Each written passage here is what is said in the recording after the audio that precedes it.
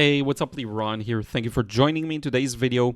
This is a fun process. I am painting very freely. It's going to be a beautiful mountainside town. And I want to share with you this in particular because look at how I start the painting. Sometimes I simply enjoy starting from the focal point and working my way outside, just like everything else. Whenever you hear someone say that's the better way to approach watercolor, or that's a better approach, or that, it's usually incorrect. So a lot of times you'll get a lot of people saying you need to cover as much of the areas as you want. Now, here's the thing. For a certain result, yes, so that's more of a science. If you want to get this result, you'll do this. If you want to get that result, do that. For me to execute on my artistic vision here, with this one, that's the way I had to start painting this. So I'm starting with that beautiful dome. As you've seen, started with light paint, started doing wet and wet on the right side, gradually darkened it. This is mainly Pyrrole Scarlet, and for the darker part on the right, it is quinacridone rose that can achieve a much darker value. Now, the reason I start with the focal point is that way I can expand it and put a lot of effort into that, because that's the first thing I paint. I'm the most sharp in this particular example, and that's what I'm doing. So I'm going over the wall there, just relatively warm wall, and then I'm painting the rooftops around. Then as I'll get to that larger wall facing the right side, you'll notice in the reference photo as well, things start to cool off a bit. So I'm starting to incorporate a bit of a cooler gray shadow. Now don't worry, I will zoom out in a few seconds. I just want you to see the details real close because I think it's beautiful, and I think it's fun seeing how everything flows together. You could say that at this point I'm more concerned with flow and the overall impression of the focal point more than the specifics. So I don't mind if an area starts drying. That's actually going to be a recurring theme in this painting. By the way, I could have pushed this to be more blue. Probably could have and should have, now that I look at it. Would have been more of an interesting contrast for a focal point. In fact, I can still pull out the painting and just go over and do it now and maybe get it in the editing later on. But still, the shadow is cooler, so it does play the function of a cooler shadow. So that works quite nicely. And that recurring theme of not worrying about whether something dries or not, you're going to see a lot of it here. What's going to happen is I will really merge this with the surrounding. In some areas that start to dry, and I'm going to paint all over the place. Some areas are going to feel like, oh, maybe you don't want to touch these two areas to touch, but it's going to be totally fine. Now, you'll notice within that shadow, that larger shadow shape that's a little cooler, there are some unevenness. There you can see a bit of lighter patches, darker patches.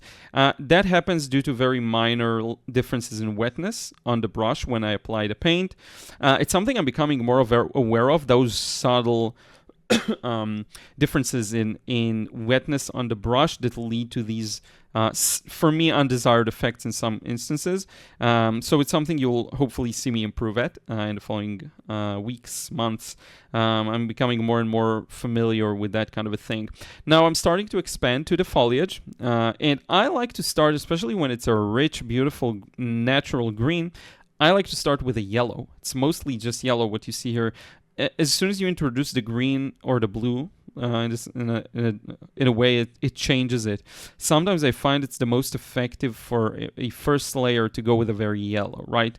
It's very much a case-by-case basis, but that's what I found. Now you'll notice I'm starting to throw in all sorts of interesting colors, greens, purples, blues, oranges. That's what I'm seeing in the reference.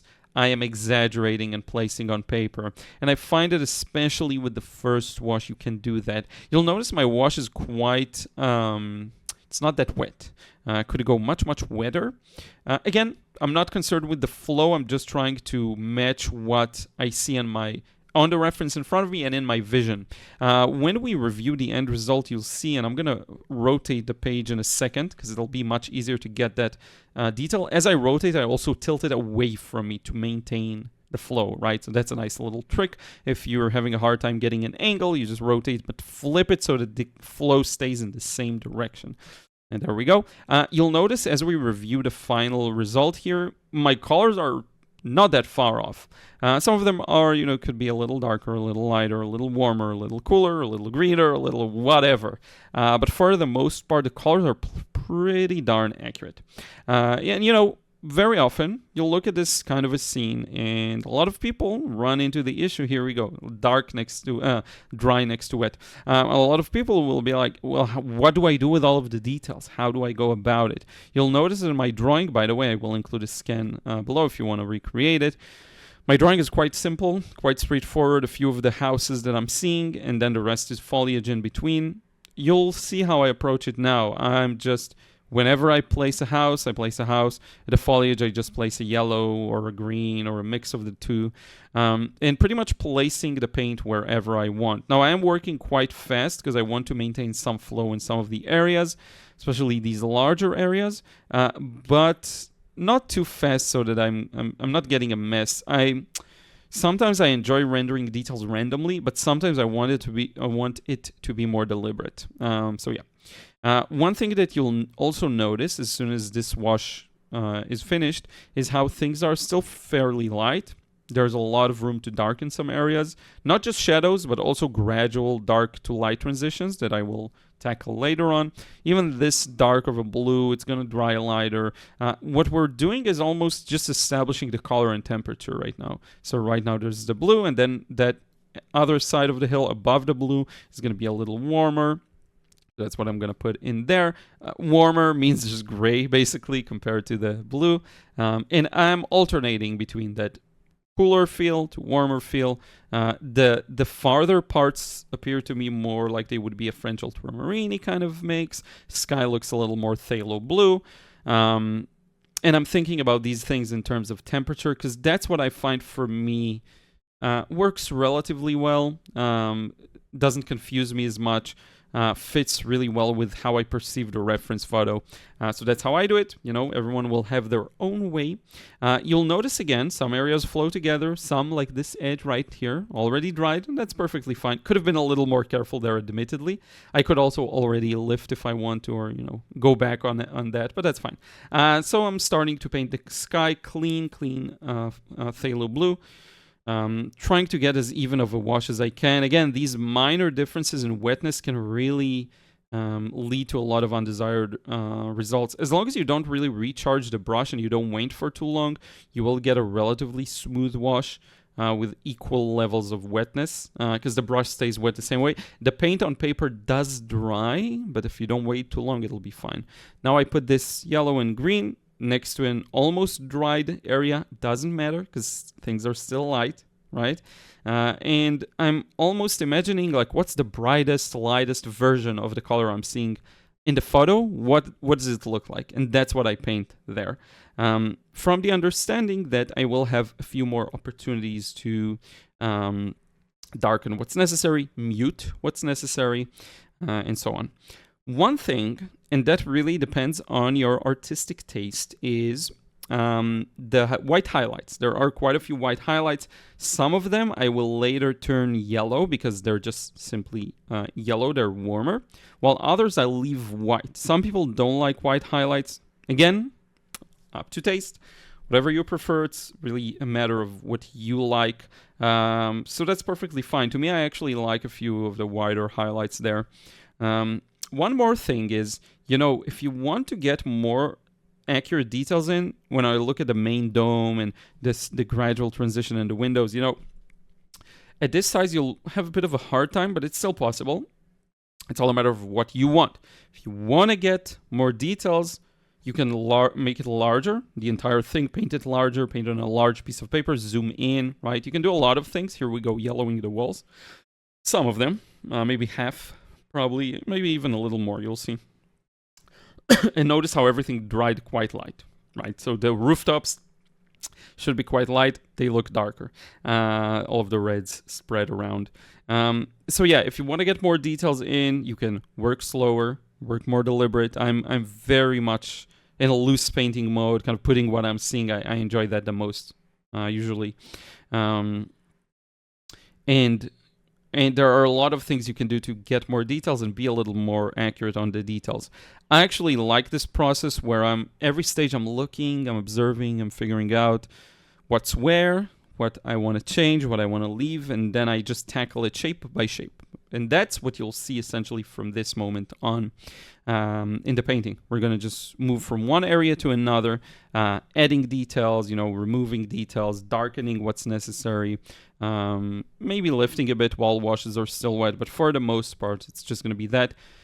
My washes are very patchy, different levels of wetness in the mountains and all of that. It really doesn't matter. You can do it more gracefully if you prefer, but that's fine. The most obvious value difference is in the mountains for me, so I'm starting there. You'll notice that mountain ridge has an edge that's a little darker, and then goes a little lighter underneath. I'm kind of following the shapes I'll see, so there's this nice little curvy shape, almost looks like the edge of an octopus's arm, kind of wrapping around the mountain. And as we get to so the top part is going to be darker. We'll do some wet and wet, or you could introduce some water to the lower sections if you want this to be the darkest. There are a lot of things to manipulate the wash. There's a lot of ways to manipulate the wash.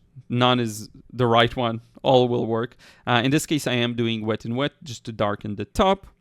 And then once I'm done with that, I'm going to stretch that wash to a slightly greenish value. You can see there underneath it.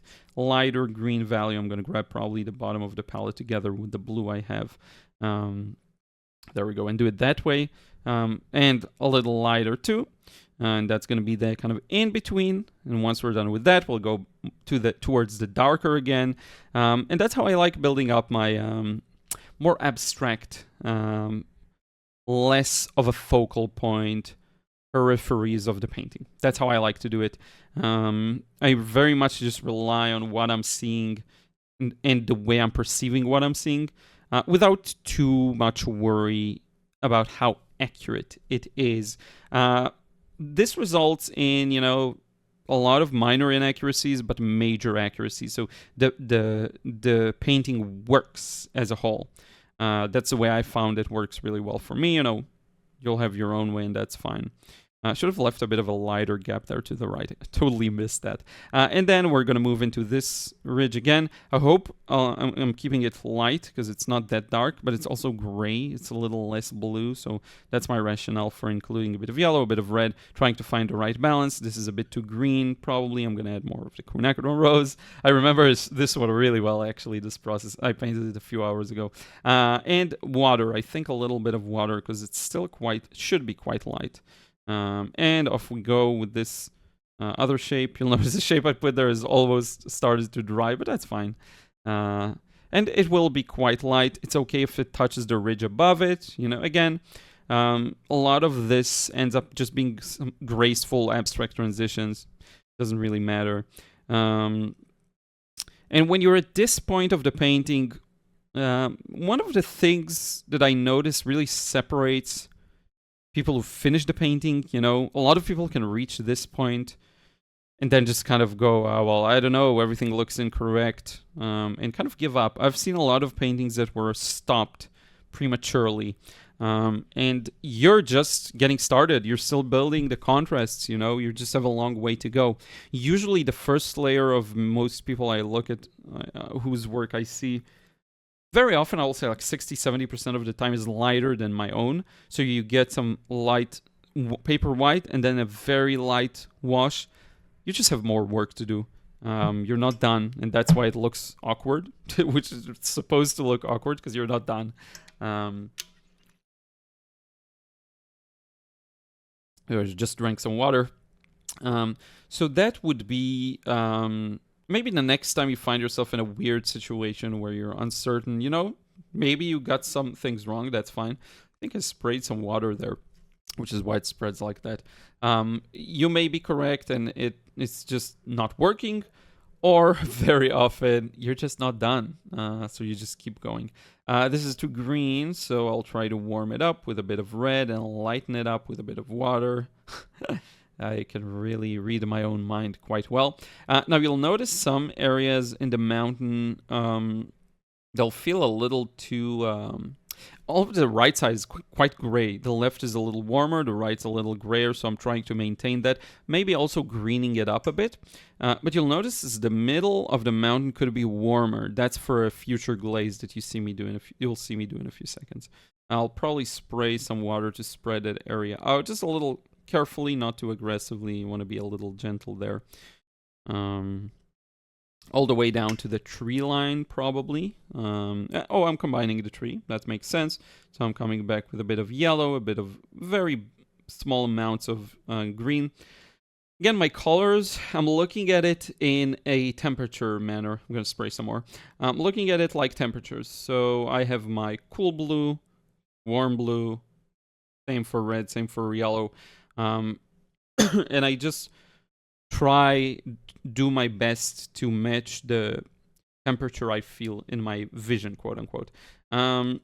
So, you know, can't really, I don't like to give a step-by-step playbook of, you know, do this, mix that. For this mix, use French ultramarine, 30% and 70% burnt sienna. It's so boring. It's one of those things where we can sit at the poolside and I can tell you exactly, describe mechanically how to swim. I'll show you, you do this and you do that, and the ratio and the arms and the legs, first arms, then legs, breathing goes, you know, you can talk all you want. If I push you into the pool, you'll just swim, you know. Of course, don't do this under supervision of a lifeguard. Don't push people into the pool as a general rule, but you know what I mean. If you fall into a river, you'll have to kind of figure it out and just start swimming like a dog would. So there you go, you know. I would say that's how these things are learned. It's very awkward to provide a step-by-step for many of these things, which is why I try to avoid it as much as I can. Now, if you just want to recreate a painting one-to-one as much as possible, and it's a simple one, it's okay as training wheels. I would argue it may be more of a hindrance in the short, medium, and long run to have that. I'd argue it could be more detrimental than useful. Maybe wrong. That's what I feel about it. Now, again, when you look at this, you may still see a mess. Now, because I paint this, you're more likely to kind of say, oh, this works. But whenever it's you who paint this, and I don't know, maybe not, but usually whenever you see other people paint, it works out a little more. But whenever it's you, you're so close to the picture, you're wondering, what am I doing? Does this make sense? At this stage, I actually took a short break after this wash. Took a short break from the painting. This is about 50% into the process, midway.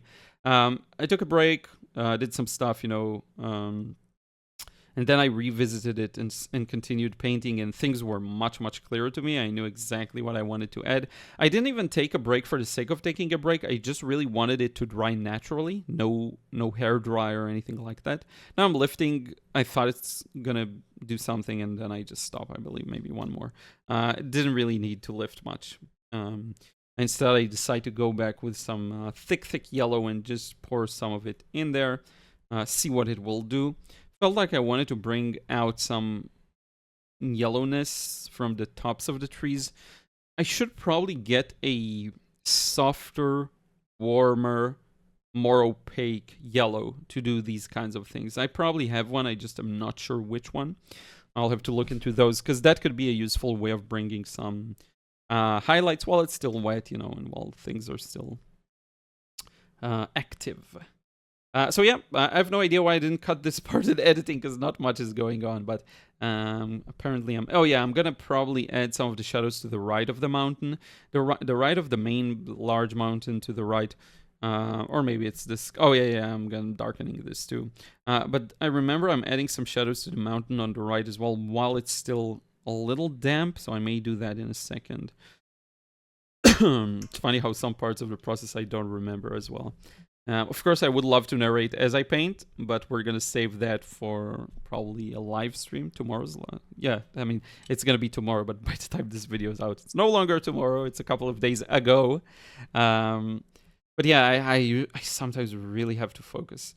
adding a few of these small patterns. You will see later on I'll add some highlights too to the rocks and the details on the mountain where I see them more dominant, and you can see them. I think it organizes the way we think about it, because basically there's a hill, and then there are shadows that are cast to the right. In this example, in this painting, here we go with the blues. So then on top of that hill, sometimes there are rocks. These rocks catch the sunlight, and you want to demonstrate that. Why the shadow is there is thanks to this hill, this rocky hill. So that's the kind of thing that pushes the painting towards completion. So when it doesn't make sense and you're asking yourself, well, does this look like the thing? Yes, it does. You just need to add some more details, and that's exactly how you do it. Not to mention, we still haven't added the windows and a lot of things hinting at shadows under rooftops. A lot of details that indicate, ooh, these are structures. These are, you can tell because of the red rooftops, but there's more that can be done, much more. Spraying a bit of paint, I felt like I wanted it to be really messy. But yeah, it's going to be an overall very loose pattern. I'm going to spray a bit just so that there aren't that many hard edges, especially on the right. It all smeared down, which is great, and slowly dried. Now the paper is 100% dry. I'm going to clean my palette. I wanted to show you. I need some clean yellow and a clean red to tint the mountain right behind the focal point a little yellow. Right now you'll notice it's quite a boring gray, and I can glaze over it with warmth and warm it up. So you'll see that happening right now. A bit of yellow can really go a long way in pushing that temperature difference, making it both more interesting and making more sense. These are a couple of the things. If you can make something more interesting, make more sense, more realistic, altogether, that's a winning formula, right? I'm going to add a bit of red to that mix as well, just to warm it up a little more. But look at how nice this contrasts, how nicely this contrasts, I think at least. With the focal point, I think it looks really good. We'll also blend that edge up top. Don't worry about that. But for the most part, yeah, I'm going to go around that tower to the right as well. I'm going to add a bit of red there too. Really looking for that warm feeling that was there in the photo reference and in the first wash, I would say. And slowly, as you change things, darken things, the context changes. And so you find yourself making a lot of necessary corrections. That's really part of it. My hair looks really weird today. Very, very much becoming a weird afro kind of thing. So, yeah. So I'm going to start just bringing in a bit more contrast there behind the focal point. Just by doing a bit of wet and wet with a gray light to the right as well. But nothing too serious. That's just a couple of touches to push the contrast a little more. We're gonna darken the sky a bit more. Felt necessary to me. The blue wasn't strong enough. Now, funny enough, I ended up darkening it a little too much. I think a thinner glaze would have gone a long way, even though this is quite thin. Though I'm not sure, I think it still looks better than before I lightened it, before I darkened it, so be it. We get to the point where I have to blow my nose mid-process. My apologies. Ruth there is chilling right here on the sofa. I might have seen her stretching. And that means I'll also have to darken the mountain ridge to the left to make it contrast with the sky a bit more, probably. But ultimately, because I went just a little too dark on the sky, I don't know why I'm lifting here, by the way. I just felt like it needed a bit of lifting. But yeah, I'll end up darkening that mountain ridge up top. Sometimes it can be a challenge to maintain the exact temperature difference you're seeing, and the exact value difference, the contrasts are very gentle. Once a single thing is out of balance, the other thing also is out of balance. You may view this is a nice stage. We're going to paint some windows, show that these are structures. One can look at this as almost a first study, right? If I were to paint another version of this, maybe larger, maybe more detailed, I'm in a much better position because I'm very aware now of the different colors of the scene. I'm very aware that the main mountain ridge should be quite, warm and a bit of green on it. I'm very aware that that large wall next to the dome should be a little more blue, maybe even a lighter blue to begin with. It's not that far off. Honestly, my colors are pretty nice. I'll show you side by side in the end, and you'll see it's pretty close. But these minor differences can make a big impact on the result. So yeah, I'm adding these bit of shadows, windows. Shadows under the rooftop are a big thing, so just a small line there, that tells a bit of the story too. And one thing to put this in balance would be darkening the trees. You'll see me do that in a few seconds. Adding a few, yet again, darker shadows to the trees. Something that's very hard to get in one go, so usually I'll end up doing it in 2 or 3 layers. Sometimes by pre-wetting so that I get smooth edges, sometimes just directly and maybe spraying afterwards, it really depends on the mood. But I'm looking for some dark shapes and then I'm kind of recreating them. Trying to keep a random pattern by following what I see. That's how I do it. And then I pre-wet and now I'm going to go back and start doing the same thing. Just felt like it needed to be a little looser. Again, if you're gentle with these wet and wet over an existing wash, it will work out really nicely. These are the types of things that do work. So, a lot of people are worried, wetting I could put water all over this painting. It will be fine. Nothing really will happen. So yeah, spraying a bit of water there to keep the foliage again moving. And yeah, this is really fun. It's a fun process. It really is, because there's so much you can focus on and decide to focus on at any given point. And if you're truly completely focused on just painting, just following your vision, it's like a huge playground. It's really fun. Where people get caught up is they're so attached to the result that they end up obsessing over every brush mark, and in that obsession, they lose their contact with the process. It's very hard to just flip a switch and then you're no longer attached to the result. I don't think it's something that you should try and do. I don't think you should do anything. The only thing really is seeing whether that attachment to a certain result, whether that obsession of every brush mark, whether that actually serves your purpose. If it serves your purpose, great, keep going. If it doesn't, you bring it to your attention and the work will be done, whether it's, something needs to change or not. It's not something to change consciously. Now I'm injecting a bit of cool color over some of the highlights because it looks good and I see it in many places. Could have probably gotten away with a thin glaze of blue over that large wall to the right of the dome. Could have probably gotten away with that, but that's fine. I'm just kind of winging it really now. I'm almost looking at a reference and I'm like, oh, I catch a bit of blue there. I'm going to put it there. Oh, this looks a little blue. I'm going to put it there. And that's pretty much the extent to which I think about these things, You do this enough, things will work out. It's so easy to look at this and think there's no method to the madness.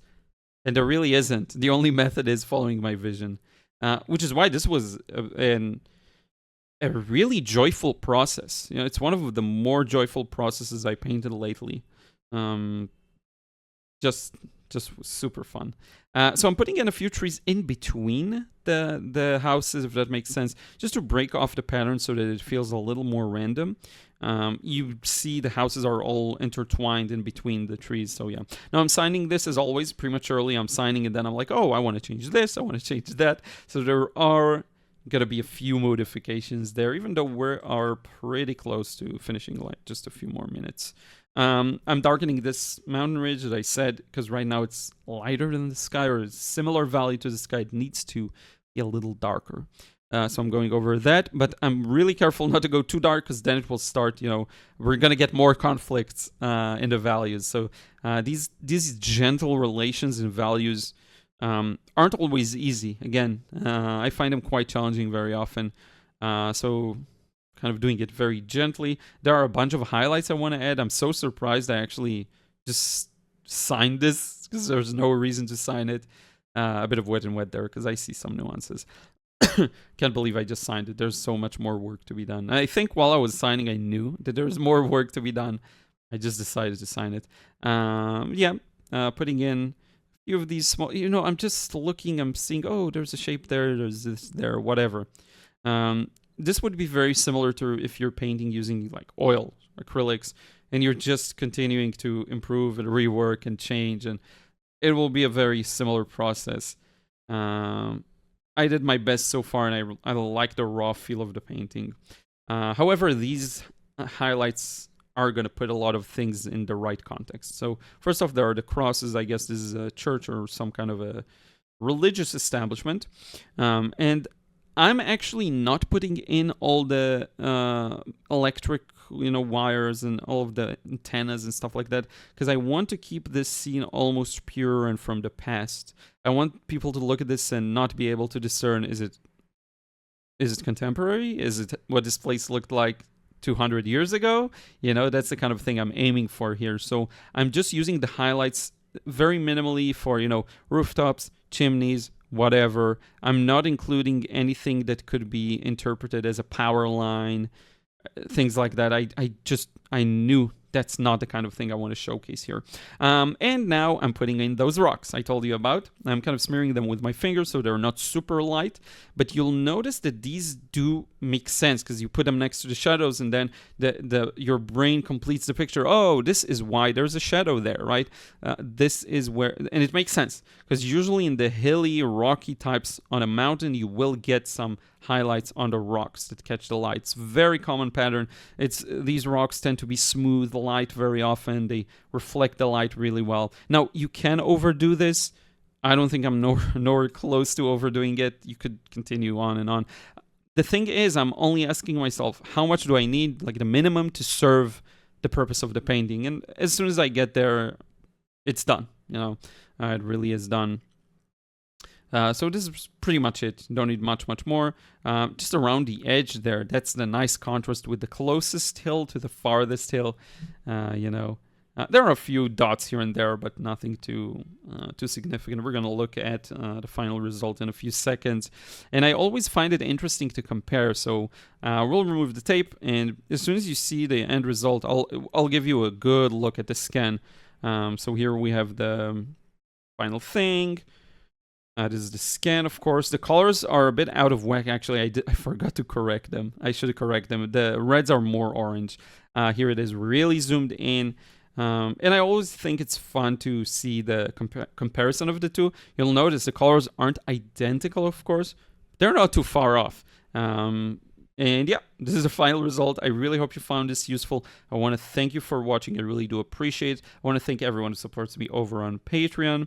Really appreciate your support. Check out the exclusive process there if you haven't. I posted a few days ago. Depending on when this video is going to go out. And also thank you to everyone who checked out the courses. The closest to this is the frustration-free watercolor course. We'll show you how to tackle these kinds of scenes. And yeah, thank you so much. Leave a comment, let me know your thoughts, and I will catch you in the next video. Until then, take care.